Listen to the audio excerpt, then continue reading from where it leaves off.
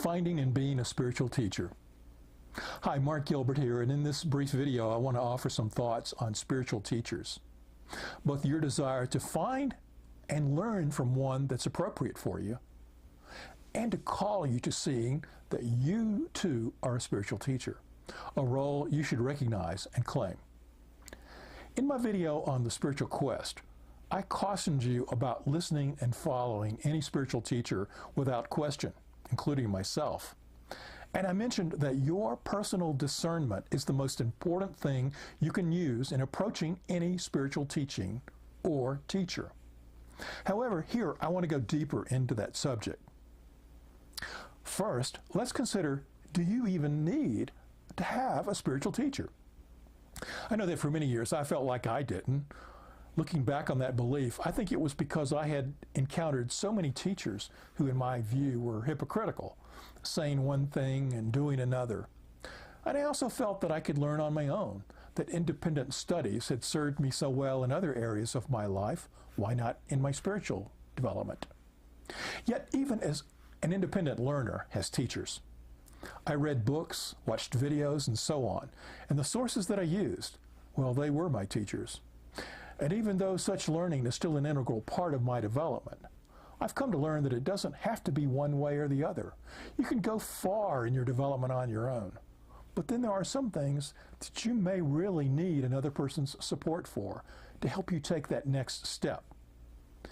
And when you do look to others to assist you on your journey, how do you find the right one? You know, many of my teachers have come through the recommendations of friends. Many that I've found have been because someone suggested I go with them to a class or a seminar. And this is a good way. But you can also go out and survey the so-called spiritual teacher marketplace, looking online, going to local churches or spiritual centers, or other similar places. But no matter how you locate potential teachers, know that your evaluation of their appropriateness for you can be a process of using both your head and your heart, your logic and your intuition. So when you're considering a potential spiritual teacher, I suggest you do your due diligence. Check out the track record. Do an internet search. Ask around with others. What was their experience with them? After all, you most likely look at social media sites like Yelp before going to a restaurant or hiring a contractor to repair something. Why would you not do the same for a spiritual teacher? One caution here, however, is just like one bad review of a restaurant can be outweighed by the volume of good reviews, don't let one bad comment keep you from considering a potential teacher.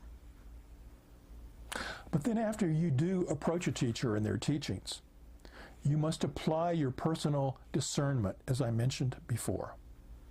Now, here's a few things that I have found through my own spiritual seeking to keep in mind, too, that your experience may be different from mine. Some of the things I offer you to consider. This one's a biggie for me. Does the teacher try to set themselves above me in some way? If they're trying to create a sense of hierarchy between teacher and student, that false sense of separation is a red flag for me.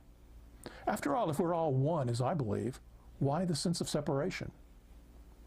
Similarly, if they refer to themselves as being a guru, and I know some people disagree with me here, but in my opinion, their needing to be seen and referred to in that way just seems to be an ego trip and something I want to avoid. I don't need or want a guru. Another idea, do they give you rules to follow but don't seem to follow them themselves? Again, the hypocrisy that I mentioned earlier. It's not a good sign. Do they try to overly control you?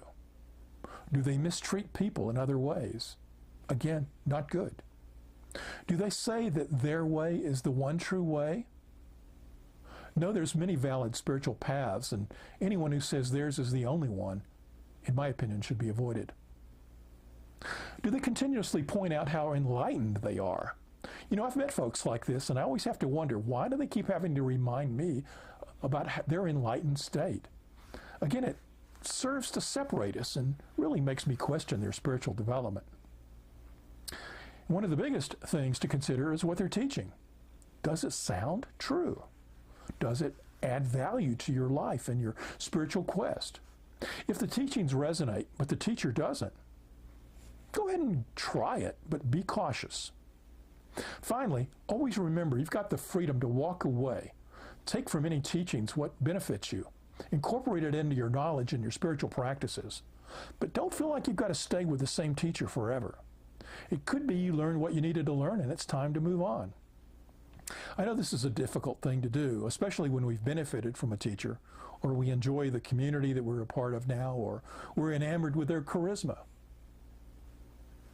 One of the essential aspects of life is that we're here to grow and evolve. So we may have evolved beyond what they needed to provide us. I believe that it's natural that we'll encounter teachers at the right moment in our lives who can offer us guidance on our next step. Yet we need to grow beyond that place where we put our teacher on a pedestal and commit to a life of following them. Doing that sets up a false sense of separation with someone who's most likely really only there to play a role as your teacher temporarily. And that brings me to the second point of this video. At any given moment, we can be both a teacher and a learner. Many of us get stuck in the role of professional student, wanting to learn and to learn and to learn. But don't lose sight of the fact that you're both a learner and a teacher. You know, we're all part of a grand oneness. We're individual expressions of that one, and we're all on the same journey, although we may be taking different paths. My path, I may have learned something that you need next on yours. And on your path, you may have learned something that I need. You know, I once wrote that it's sort of like we're all conga dancers who keep changing partners and directions as we conga around the room. Sometimes I'm following you, sometimes you're following me, and sometimes we're off in teacher-student relationships with someone totally different. But many of us want to label ourselves as a student only and deny that we're also showing the way for others. We recognize there's so much that we still need to learn, that we're not where we think we need to be.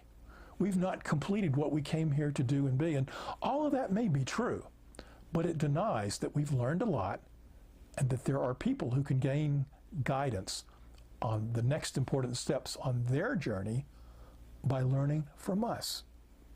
Many of us may be afraid to look behind us in this conga line and see who's there. Awareness of that fact brings with it responsibility. Are we being the teacher that we would desire? But denying that we have followers who learn from us doesn't change the fact they're there. Consider for a moment who looks to you for guidance, who watches you and considers your choices and actions important. Mystic Joel Goldsmith wrote, "All shall be ministers in one form or another, not to serve as ministers of the church, but to minister where they are, in business, court, in the classroom, showing forth the same spiritual integrity they expect of their ministers, imparting the same spiritual light, exemplifying the same Christ-like qualities that transforms this world into heaven." He calls us to claim that role, and I do too. So whether you deny it or not, you are a spiritual teacher. The question then becomes, how does that knowledge change how you show up in the world? As they say in the Spider-Man movies, with great power comes great responsibility.